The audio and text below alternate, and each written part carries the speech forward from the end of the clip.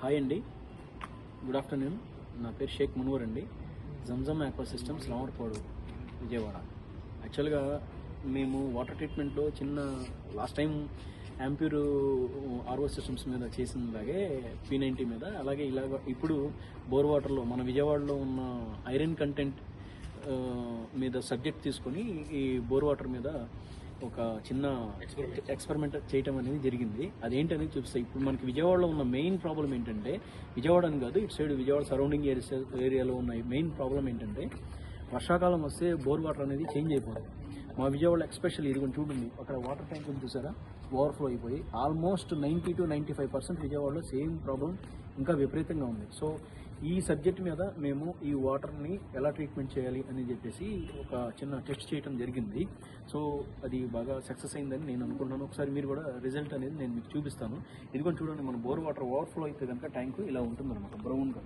ఇదంతా మట్టి ఇలా ఫామ్ అయింది.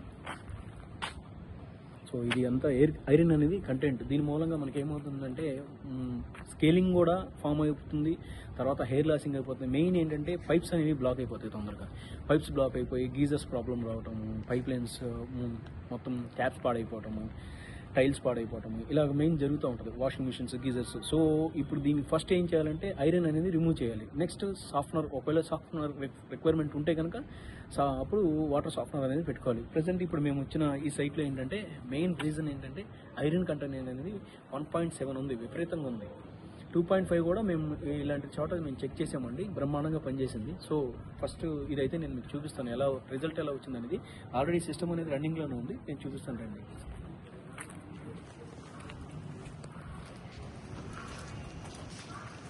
శాంపిల్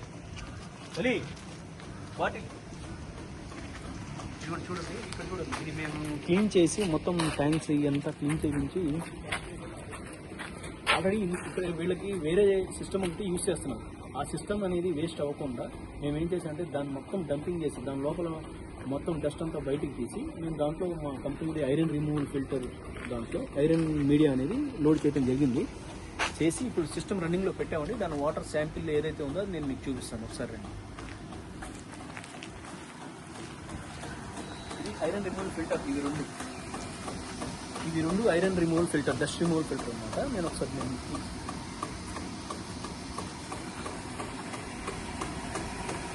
ఇదిగోండి, ఇక్కడ బోర్ వాటర్ అనేది ఇలాగ ఫామ్ అవుతుంది అనమాట. సో ఇప్పుడు నేను ఏం చేశానంటే ఇలా బోర్ వాటర్ శాంపిల్ అనేది ఫస్ట్ ఏదైతే బోర్ వాటర్ ఇన్కమింగ్ ఉందో అది నేను శాంపిల్ తీసుకొని వాటర్లో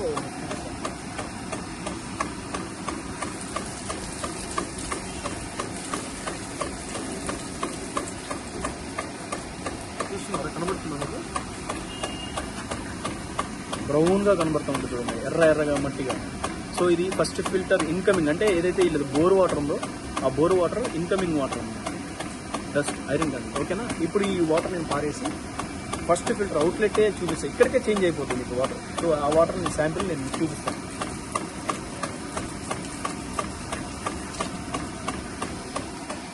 ఇది ఫస్ట్ ఫిల్టర్ అవుట్లెట్ అన్నమాట.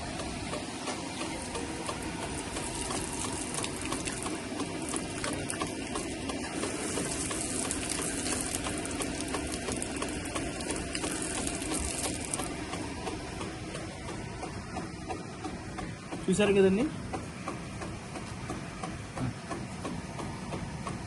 Purified water. And second filter అంటే ఇది మల్టీగ్రేడ్ ఫిల్టర్, ఇది iron removal filter. Second filter outlet కూడా నేను చూపిస్తాను.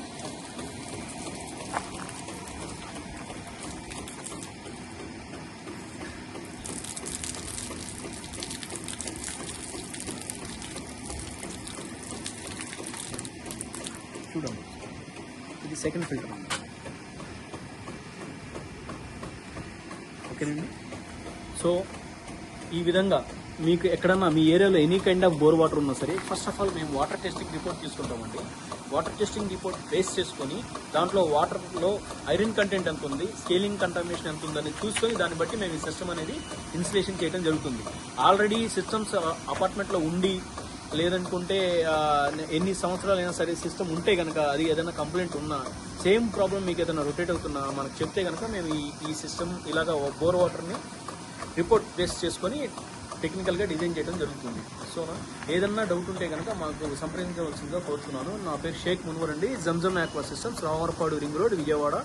నా మొబైల్ నెంబర్ 8099999309. థ్యాంక్ యూ అండి, థ్యాంక్ యూ వెరీ మచ్.